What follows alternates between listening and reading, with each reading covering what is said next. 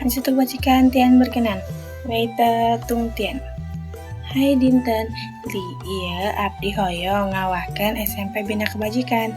Sateuecan abdi naraskeun. Hayu atuh ngenalkeun diri. Ngaran abdi Excel Kalista.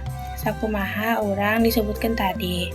Ku kituna kuring ge nunjukkeun ka SMP Bina Kebajikan. Jeung kegiatan anu dilaksanakeun di SMP Bina Kebajikan. Tuturkeun kuring oke? Wilujeng sumping di sekolah kami.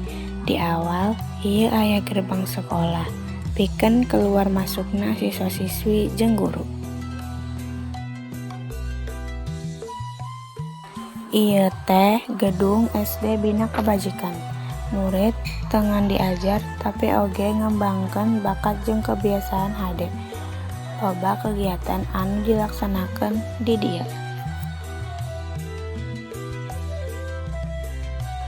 Di sekolah kami oge aya TK Bina Kebajikan. Ruang kelasna warna-warni, bersih, aman, serta make AC sangkan barudak leuwih nyaman. Aya kaulinan, taman letik, jeung tempat ulin nu seru.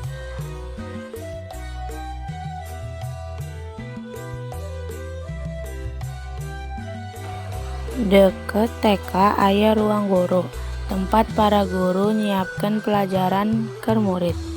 Ruang guruna rapih, bersih, jeung nyaman pikeun diskusi jeung gawe bareng.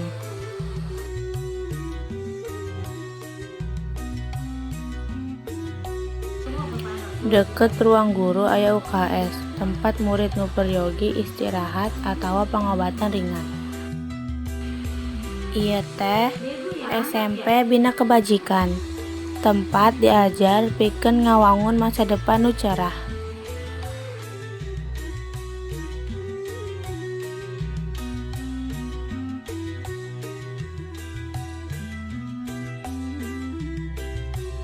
Di awal SMP aya lapangan sekolah nu lega jeung bersih. Pikeun kegiatan murid. Tempatna nyaman jeung aman, ngajadikeun murid leuwih semangat olahraga. Di sekolah kami oge aya ruang lab komputer, tempat murid diajar teknologi jeung komputer.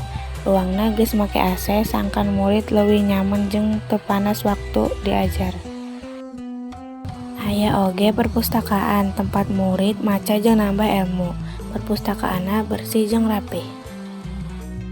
Di lantai hadap aya ruang guru SMP, tempat guru nyiapkeun pelajaran keur murid SMP. Ruang guruna rapi, bersih, jeung nyaman pikeun diskusi.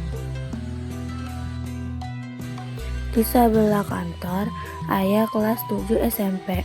Ieu teh kelas kami, tempat urang diajar sapopoe. Kelasna bersih, rapi, jeung geus make AC. Sangkan urang leuwih nyaman waktu diajar. Di dieu aya taman letik pikeun memperindah lingkungan sekolah.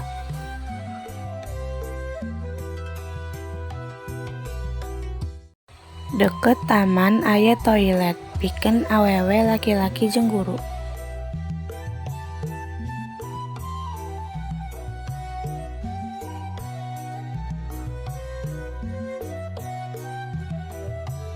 Di gigireun toilet aya panto, pikeun ka kantin. Ieu teh kantin sakola, tempat murid meuli dahareun jeung inuman.